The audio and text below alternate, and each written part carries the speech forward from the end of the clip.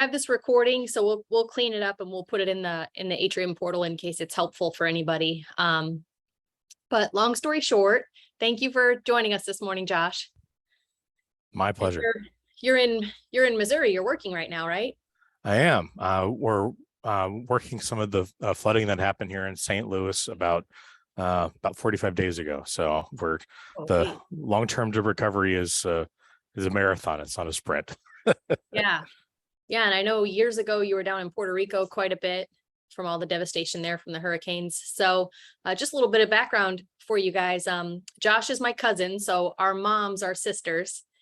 And I can never really explain what you do, just that you work like up in the White House and you do stuff with disaster recovery. So I'm sure you can explain it better. But yesterday, so really, everybody's lives are busy and ideally we would all get our families together often, but that doesn't happen. But Josh calls me whenever there's a storm coming our way, because I live here with my family and so does my mom. And so Josh will call whenever there's a storm coming. And he called us 5 years ago when Irma was coming, and pretty much told us that we had to evacuate. And I was just tooling around on the golf cart when you called at that time. And I was like, oh, we do. But then yesterday, Josh called me and said, okay, what's going on with this storm? Because it looks like there's going to be some flooding with this one. So we were just chatting and I mentioned to him how I was talking with another Florida pharmacy owner, Brian Petrucci. He has a pharmacy up in Destin, and the storm track, it's still not really sure. It might even be going a little closer to another friend of ours, Ben Levine. He's a little bit further south of us. I don't know. But we were saying, well, what happens if the storm comes to our pharmacy and there's damage or we're not able to operate? What do we do? I mean, I know we all have insurance. So that's kind of the way that Josh answered my questions. A tiny bit of it was maybe common sense, but then the rest of it, I was like, oh, I didn't know that, or I didn't realize that. And that's literally what you do day in and day out. That's your whole career. So, what do you get that kind of question a lot from people for like disaster preparedness? What do I do or what happens? I do. And it's not, it's not unreasonable because, it's not every day that you have something like that happen. And, day in and day out, you have a lot of other competing priorities. Like if you, especially as a small business owner, you're, thinking about inventory and payroll and, regulatory issues and things like that. The idea of like, well, what's my full insured, losses potential, and if, what's the current market rate for total rebuilding of my structure? And, these are questions that are very abstract, during peacetime. But then when you've got a storm kind of barreling down on you, it certainly helps to emphasize that, all right, we got to get our ducks in a row. So so you work for the SBA?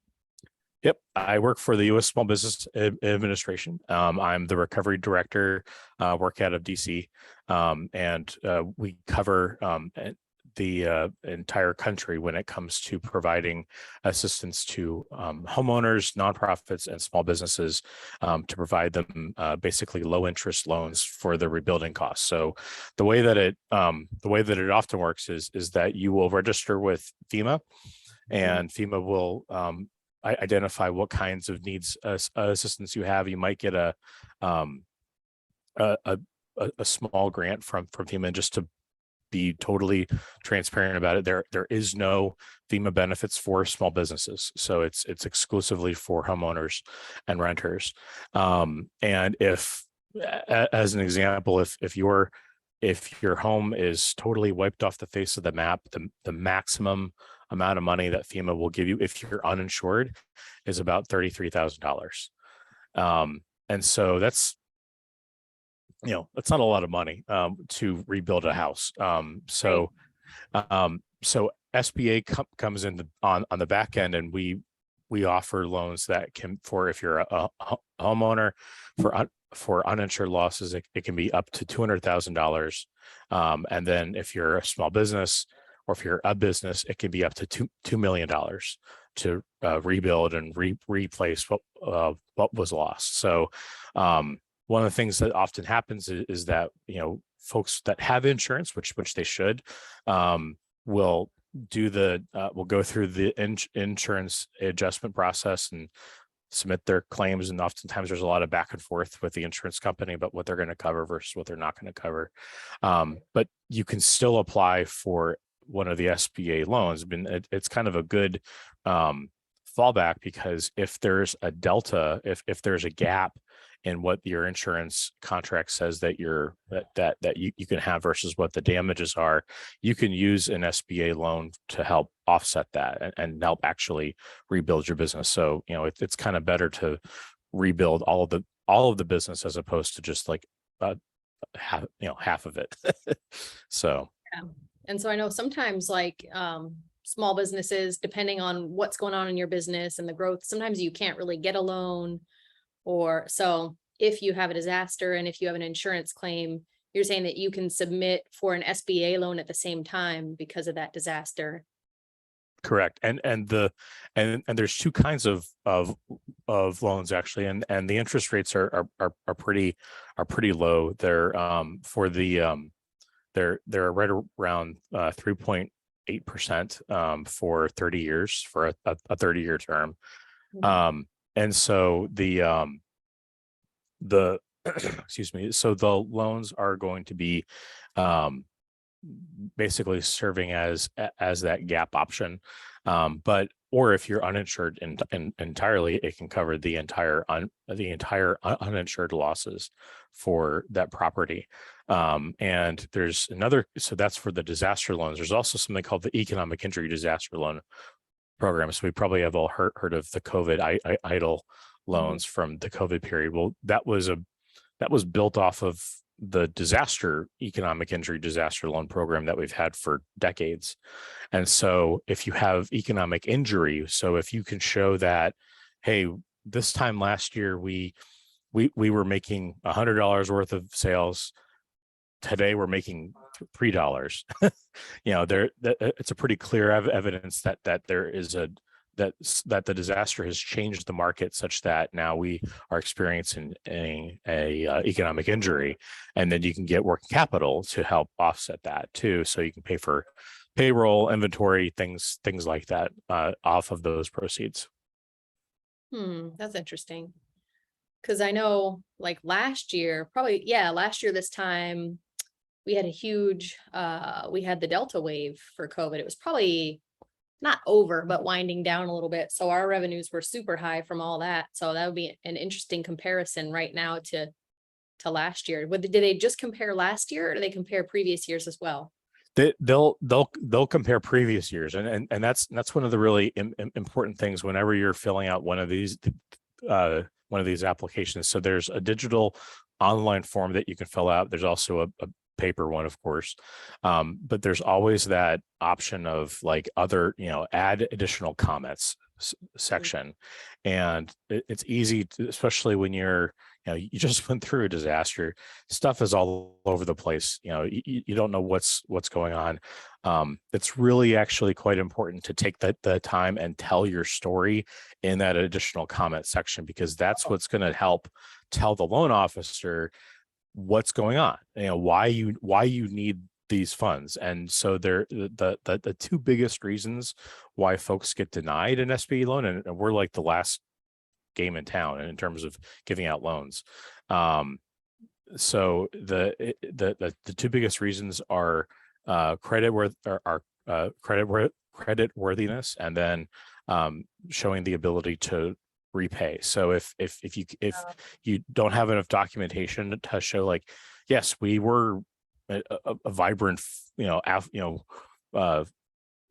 successful business before this disaster, and you can't tell that story, or if there's been some kind of something, life happens, and if there's something weird that happens to your credit report, that you can explain, like, I had my identity stolen, that's why my credit score is in tanks, and so so there's all sorts of options and ways that you can go that you can work with the loan officer to talk through that process. So even if you get like an initial denial for one of the loans, you can always appeal it and say, no, I think I can pay this back. Like, Yeah. You know, I need the money, and yeah, I can pay it back. So Oh, that's interesting. Cause I would think, no offense, but just that like government wouldn't read the comments.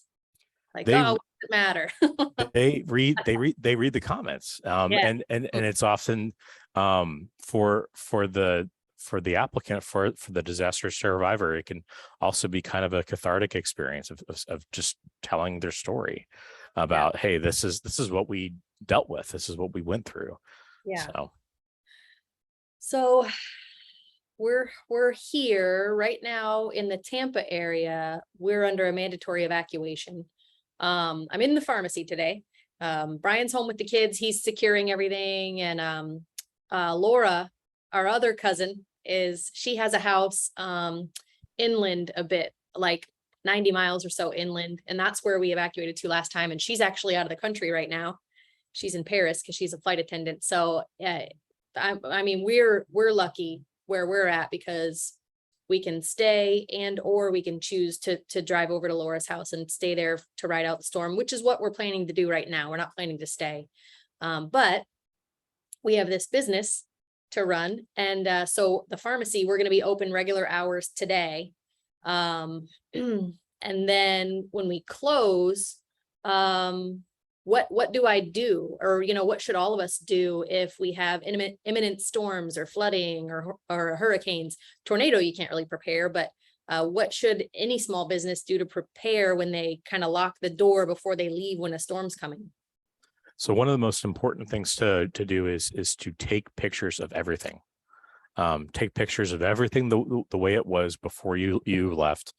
If you have inventory counts, records, take all that documentation with you. Ideally, upload it all to some kind of cloud drive that's secure, because that way you can access it wherever you are. Any lease agreements, contracts, things like that. Those are all your vital records. You got to make sure that those are also in a digital format and stored elsewhere, because you're going to need to reference those later. So take lots of pictures. Simple things you can do, especially for a storm like this, is that we expect there's going to be a lot of wind, but there's also going to be a lot of water. A whole lot of water between, whether it's the surge or whether it's rainfall. So if you have sensitive IT equipment or sensitive inventory that's on the ground floor or the basement floor, get it up, get it elevated, get it on. If you have the second floor, put it on the second floor. Get it out of the lowest point in the structure, because that's where the water is going to go. If you get, and one of the challenges with when you have a storm that drops a lot of water all at once, basically the ground acts like a bathtub, and it just sits there because it's got nowhere to go. And so sometimes you can expect to see, you might get no flooding, you may have a few inches, but I've seen some where, when you have, 10 or 12, 24 inches of water that fall within 24 to 48 hour period, you can get up to 2 to 3 feet of flooding within the structure. So that is basically whatever the water will touch is now trash. So you got to muck and gut, and you got to cut out all the drywall. And so, the higher you can go, the better, especially with your sensitive IT equipment. Yeah. So I think so in my pharmacy, we use a Pioneer software, and I'm pretty positive that everything's in the cloud. We do have a server here. It's just like a big tower, but it is in our server room. It is our server room. It's like a closet with a tower on the floor. So we do need to raise that. We need to secure the server room. We have like a big gun safe with narcotics, and those are on the ground. The gun safe's big. It's like 6 feet tall, but so I could probably stand to move those up or something. I am going to take, we have a ton of vaccines and a ton of like insulin and refrigerated medications. And I have temperature loggers, and we have a constant temperature logs where I can pull the graphs and show to any regulatory agency that I kept them under a certain temperature. So I am going to pack those up when we leave too, and take those with me and bring our like mobile data logger, and bring them. We have a generator at home for the camper, but I'll bring them over to our Laura's house if and when we evacuate, and just bring all my kids and all my refrigerated meds, and we're good to go. Yeah. I have a question, and that's really helpful. I definitely have to go through and take pictures today and just make sure that we have everything elevated, just kind of assuming that we're going to get some water in here. I hope not, but what about, so what happens? It's always weird right after the storm, and I believe we have a handful of Florida pharmacists on here too, because I sent this invite to our Florida listserv that our friend Dawn kind of handles, and we really don't know who's going to get, like you said, rain. I mean, we don't know who's going to get flooded. I was driving out to give some flu shots a week or two ago, and it was just an afternoon thunderstorm. But all of a sudden I'm driving down the road and the water kept getting higher and higher. And then all of a sudden cars were stopping on this road, and a couple cars kept driving through it. But I saw the water was like up over their doors and over their wheels. I was like, I don't think I'm going to drive through that. But it's just on a regular road. So you never know. All to say, all of us Florida pharmacy owners on the call, we don't know when or if, like you said, we're going to get a bunch of rain dumped on us and potentially some flooding. So it's always weird after the storm when you kind of come back and assess the damage and see what happened. What do you do right when you come back to your pharmacy or to your house if there is damage, if there is water inside, or if there are, I don't know, broken windows or trees down or something? So you need to definitely steer clear of power lines, because there could be.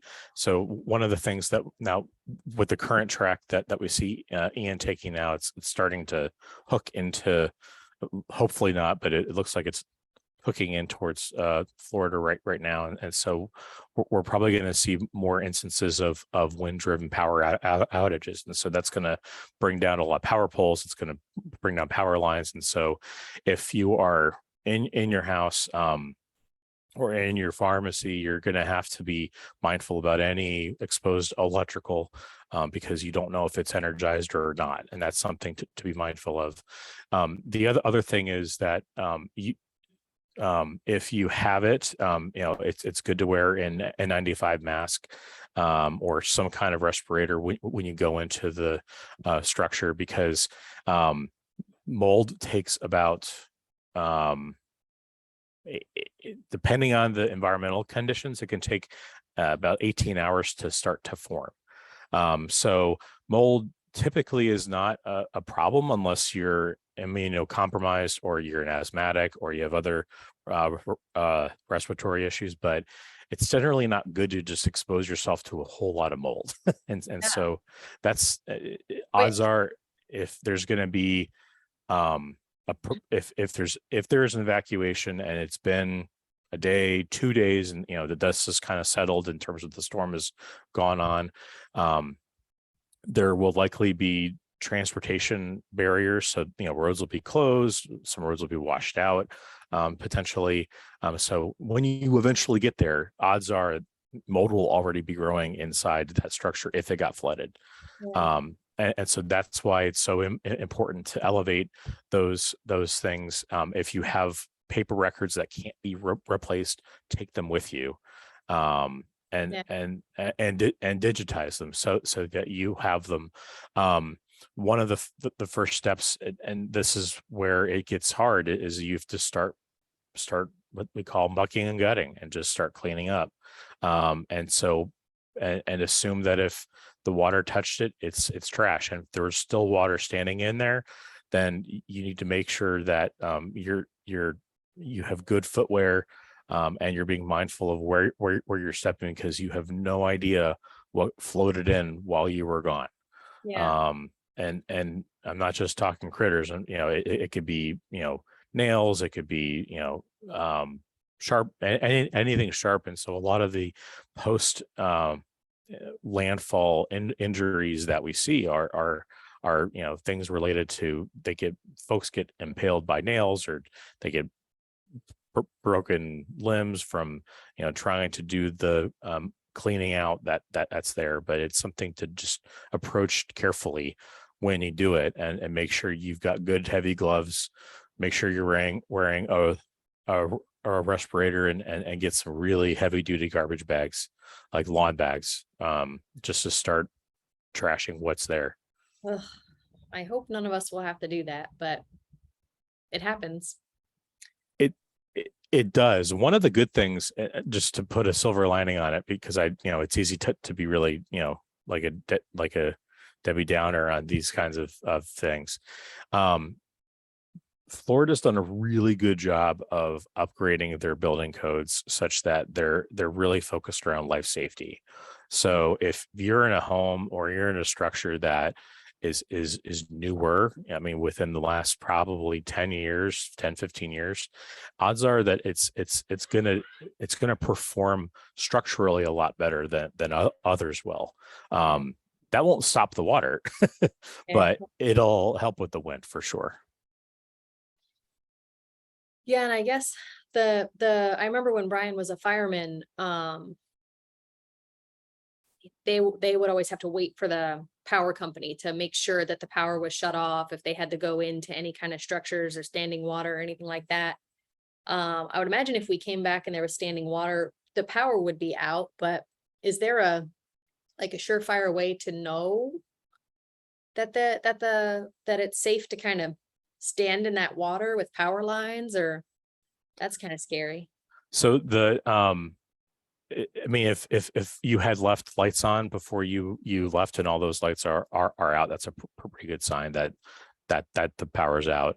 The biggest risk typically is if you have power lines that are down in your property, and if they're not buried, and so that way you really don't know. So you just need to avoid them entirely, because you just have no way of knowing whether or not they're charged. Yeah, don't touch them or don't try to clean them up or anything. Just stay away. Don't drive over them. Don't go near them. Just steer clear. Yeah. Okay. So then, so when you get, if, God forbid, if you get back and if there's damage and all this, and then I guess people just start calling their insurance company, and then they should contact the SBA at the same time, or? So they should register with FEMA. So once the major disasters declared, which is, I think, pretty much a sure thing at this point, then you register with FEMA, and then you can start to fill out the SBA loan application, and it's really just to get your name in the queue so that you're part of the process. One of the things which can also be really useful, again, this is where having all that financial documentation becomes really helpful, because so SBA can pull your credit score. It's a soft pull, but we can find out the credit score. We can we'll ask you to fill out a let's call it a 4506T with the IRS, so that we can get the tax transcript to see what the latest tax numbers are, to do part of the income verification. But you can submit supplementary documentation about your revenues and income. Remember, it's a loan. I mean, it's not a grant, so it's something which you have to show that you can repay it, and it's contingent on having there being not insured losses. So that's one thing to be looking at. One thing that I would also suggest folks consider, and now is a good time to do it, if you're not already registered with the Emergency Prescription Assistance Program, EPAP. Does that ring a bell? Not the name of it, but what's the structure? I could let you know. So basically what it is that if there are in a disaster area, there under certain circumstances, FEMA will ask HHS to provide for reimbursement to disaster survivors to replace lost medication. And so pharmacies can enroll to be a provider of, to get to be providing some of those lost medications to those who are uninsured or they lose their medications due to the disaster. Yeah, I don't think I've heard of that. I know, like, we're under state of emergency. I did a couple videos yesterday where, since we're under state of emergency, insurance companies, so that's insured patients, have to allow for these refill too soon overrides to let us fill the medication, and they have to pay for it. And then legally, if the patient doesn't have refills on their prescription, since we're under a state of emergency, the pharmacist can just refill the medication and document it and everything. So I just put the link in the chat Okay. for that program. So that's for pharmacy. So you can get registered now, and then that's another potentially revenue source, but also a way to take care of your patients when the storm rolls through too. So Yeah, that would be interesting. I always think of just like you said, ways to help your community, and just especially uninsured patients. If they lose their medication or if they need it, they probably don't think that there are any resources to help them. So that's good. And if anybody has any questions, if you want to raise your hand, I'll unmute you, or if you want to pop it in the chat box. Are there any, so you mentioned, so SBA can do loans, which is good. Okay, I'll get to your question in just a second, Anthony. That's a good question. SBA can do loans. You can submit claims with your insurance company. What about, are there any grants, or are there any for any type of disaster? Is there any thing that's not a loan or not for a small business? yeah, so there aren't many, unfortunately. So sometimes what may happen is that the state may set up their bridge loan fund, and so sometimes those are small grants, or in some cases forgivable loans, in other cases not, depends on where they're at. But one of the things that is we see that often comes up, and we try to collect all this information, and it usually comes within the first week after the major disaster, is that there's a lot of nonprofit and philanthropic organizations that'll stand up small grant programs for small businesses, and so we try to find all of those and then push that information out.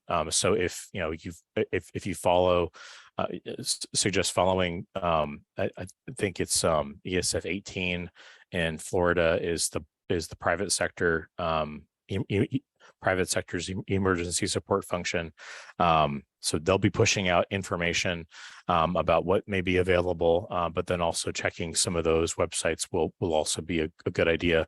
We do a lot of, at SBA, we lean really heavily on the small business development centers throughout the state. And so if you're not familiar with those, they're usually affiliated with a local community college or a university. And their sole job is to provide technical assistance and counseling and support to small businesses. And we often set up business recovery centers in their buildings, actually. So if you get the application and you're like, I can't make heads or tails of this thing, it's all in legalese and governmentese, then go to one of the business recovery centers, and there'll be folks who know the program, know what to look for, and they'll talk you through the process, and it's really helpful that way.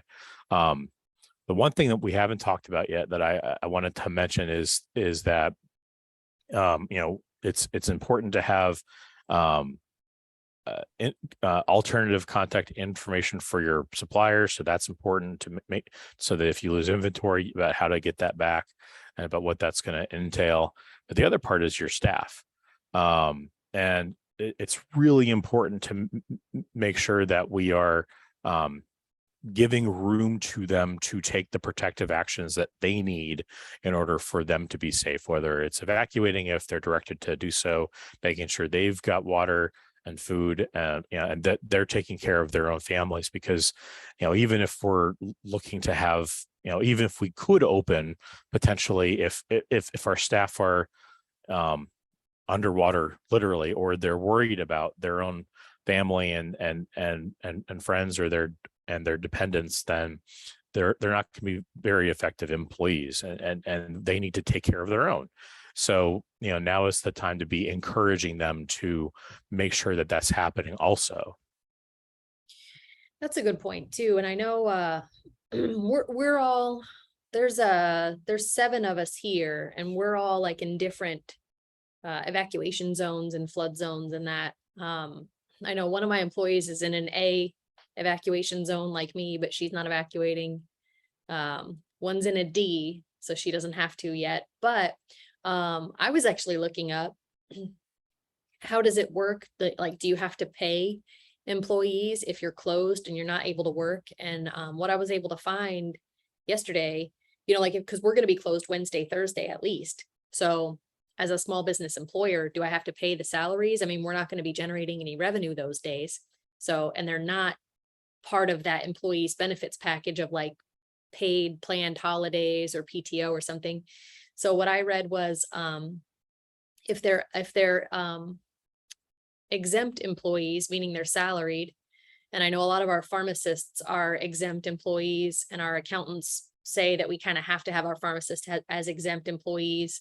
Mine are not. I have 2 pharmacists that are almost full-time. So they're hourly employees. They're non-exempt, I guess you would say, if I'm saying that correctly. Mhm. So exempt employees, salaried employees, you do have to pay, is what I was reading.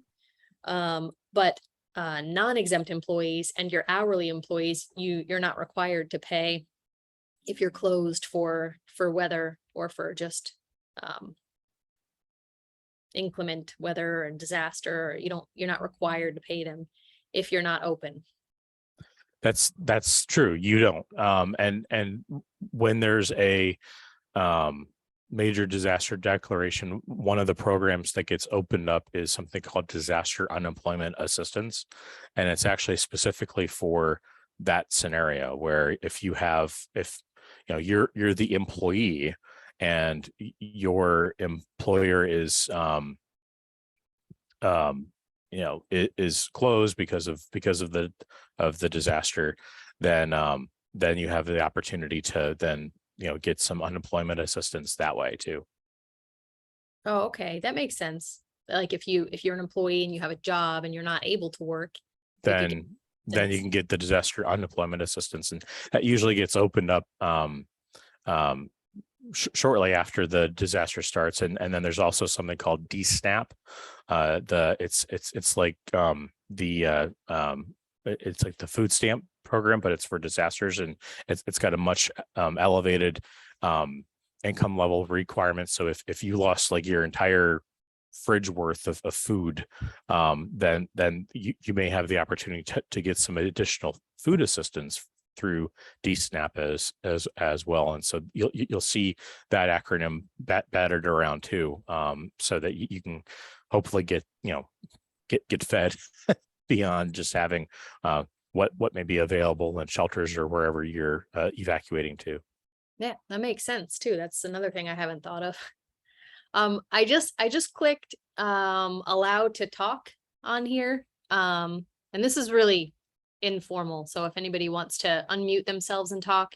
Anthony had a question a little earlier. Do we have to shut down the power? I don't think I have the ability to do that because I lease this suite and we're in a 3-story building, but So you generally don't have to. That's going to be, and it's, but what I would suggest is that, again, if you have any sensitive equipment, power it down in advance. So that's something which is good practice. But in terms of like closing the circuit breakers, things like that, those are things that you generally don't need to do, because if you lose power, it's going to be lost at a transmission point that's not in your building, more than likely. And so it's most important so that when the power does get restored, that you have anything that might be sensitive doesn't get vulnerable to any surges in the grid or things like that. And then, okay. And then Anthony said, he's interested in the emergency prescription program that was mentioned. So I just put that link, in the everyone chat, so you should be able to see it. So I think, and if anybody has any questions, jump in, but I think we're ready here. And I just, the Tampa area, you guys have to be ready for a direct impact and to come back to some potential recovery. And then it's looking like south of us too. Is that what you guys are seeing? Josh, it looks like it right now. I think the latest track this morning when I woke up, it said it's coming maybe even like Sarasota, Manatee, like just south of us. Yeah, that's where it seems to be tracking. The one thing that I would add, just to again, not to be a Debbie Downer about it, but this is a large storm. Yeah. So it's the surge impacts are going to be mostly obviously on the coast, obviously where it makes landfall. The biggest concern that I have looking at the track is if it makes landfall and then just kind of rolls up the coast, then that surge energy is going to follow along with it. And so you're going to see a lot more areas that are going to be susceptible to surge. And I think that there are some areas that are forecast to have up to 10 feet plus of surge, which is not insignificant. So, and that's on top of the actual rainfall that is going to be experienced throughout the state. Yeah, and I know we have the highest tides of the month right now. And I think right when the storm comes in the middle of the night, it's going to be an unusually high tide. So just all the things. And it's going to, and the important thing is that, there are things that you can do now. And it's going to be something which, the most important thing that we can prepare is to take care of our families, take care of our make sure that our staff are taking care of themselves, make sure they've got room to do that, and then make sure we're in the best position going into it as humanly possible. And then it will be what it will be, unfortunately. And then we'll just start rolling up our sleeves and cleaning up after. And I'm sure I'll be in Florida here soon. Yes, hopefully you won't be here for us, but then that means you're here for someone else, and that's not good either. Maybe there's like I think when Irma came on shore, didn't it hit, Ben would know because it hit more south, closer to them, like in the Naples area, but didn't it hit like in not a forest, I can't even think of my words, but like a non-populated area? That would be nice if we could find Pinellas County is not a non-populated area. We're the most densely populated county in the state. So if it could not hit Pinellas, that'd be good. I would be good with that. Yeah. Yes, if we can avoid the more populated areas, although when I was supporting the Hurricane Michael recovery, it was unbelievable the amount of damage, where I was driving next to the Air Force base that's there, and every single tree was cut at the same height that was between the road and the coast. And I was driving a good, probably 15 minutes at 60 miles an hour, and it was the entire row of trees was totally mowed down at that same height. It was surreal. And there was so much damage from that one, because it was a Category 5, and the winds just got up that high, and that's just kind of what it did. So. Ugh. And then Dawn put in the chat, reminder, this is when opportunists will loot. So especially a pharmacy, if people see, I have my whole pharmacy is glass, the whole front of it. So if that glass goes and people just see a wide open pharmacy. So it's if you have the plywood and ways to boarded up, that could be a good way to at least provide it some protection. It may not stop the glass from breaking, but at least it'll still serve as a barrier. Yeah. And we might at least put it on our front doors, because we have double doors that are all glass too. What are you gonna do? There was one more thing. So I was thinking something today, and then I'll let you go. I'm sure you have a lot to do, and I definitely appreciate your time, kind of last minute jumping on with us, because I know it's been very helpful for me. So I appreciate it. I was thinking, because we all do this in Florida. Nobody wants to evacuate. We always get storms. I've lived here my whole life. The only time I've ever evacuated was 5 years ago for Irma. So we're all thinking, well, we don't have to evacuate. This thing's going to turn, or they said it's going to weaken, or it's just going to be a thunderstorm. It's not a big deal. And that's the typical consensus of like hashtag Florida man. That's just, we're used to this.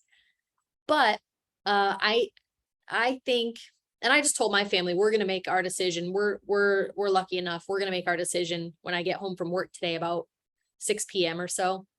And inland, where I would evacuate to my cousin's house, is only like a solid hour away. So we have time, luckily. But I was thinking today, number one, everybody's probably going to freak out, probably around the whole country, because this storm it just came over Cuba, and now it's getting into that deep, warm water that kind of, they all say, serves as like gasoline to these storms, and it's really going to intensify today. And like you said, Josh, it's a huge storm. I think they said it's like 500 miles wide or something. So it's really big. So the whole state's going to be impacted, and then some. We haven't even started looking at what's going to happen once the storm kind of goes to the north a bit. There's even some models of it entering the Atlantic and then re-entering the Carolinas, which I really hope it fizzles out before that. But all to say, today's going to freak everybody out. It's going to rapidly intensify to what, a category 3, I think, is what they're anticipating. It's a category 3 now. Okay, well, so that happened since I came to work today. Because it was it was a tropical storm, and then it was a 1, and then it went over Cuba. So now it's a 3. And I guess depending on where it hits in the state will be categories are just maximum sustained winds. So a hurricane's a hurricane, really. But a thought that struck me today was during a mandatory evacuation, I think, yes, we'll be fine. I'm not worried. I mean, we can get above the water. We can deal with having no power.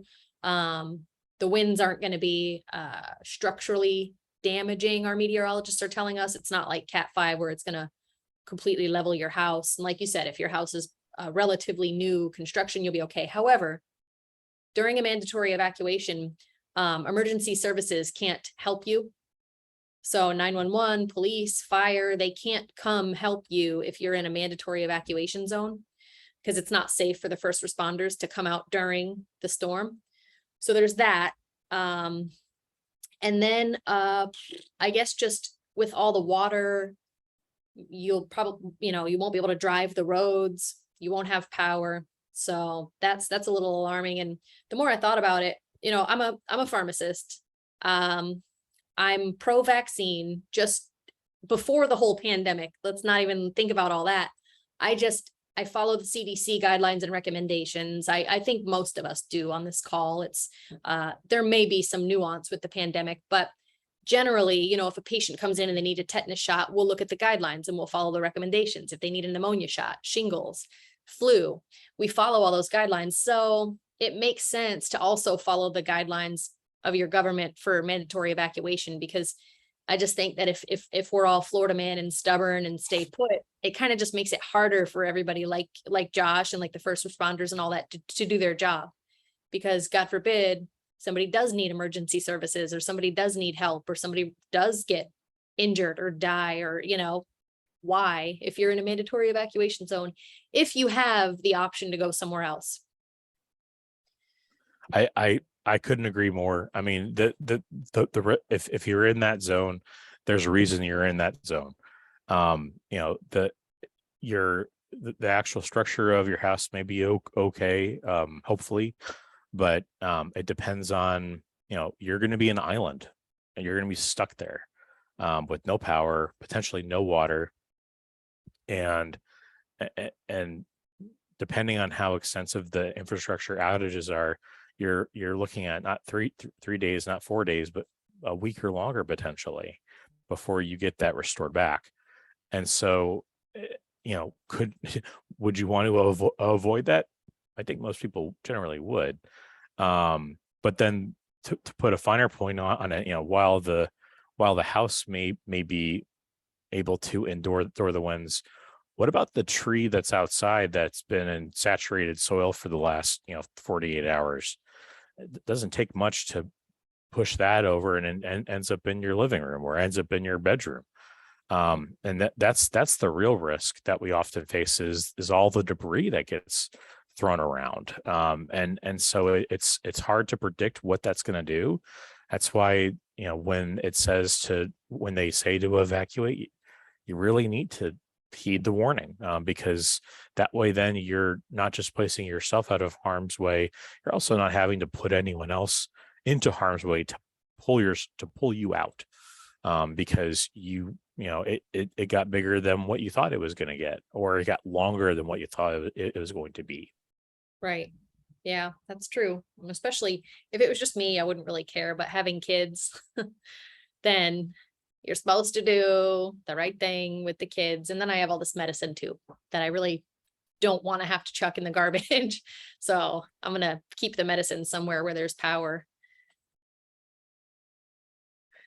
All right. Well, if anybody thinks of any questions, and definitely if any of our Florida pharmacies on the call, if you guys are impacted at all, reach out to me and I'll do everything I can to help you get connected or get the links or get the resources kind of that you need, or I'll connect you with Josh or whatever we need to do. But greatly appreciate your time and calling me yesterday and always checking on us and just really everything that you selflessly do for everybody. I mean, you're in public service, and so that's your life, and it's probably not an easy job, and it can be a thankless job, but I definitely appreciate everything that you do for people who are in the middle of disasters. Well, thank you. I appreciate it. Make sure you tell my wife that too. Okay. Exactly. I'll tell her. Well, thank you so much, Josh, and I'll keep you updated, and everybody stay safe and just do the best you can. All right. I'll be in touch. Thanks. Okay, thank you. Bye-bye.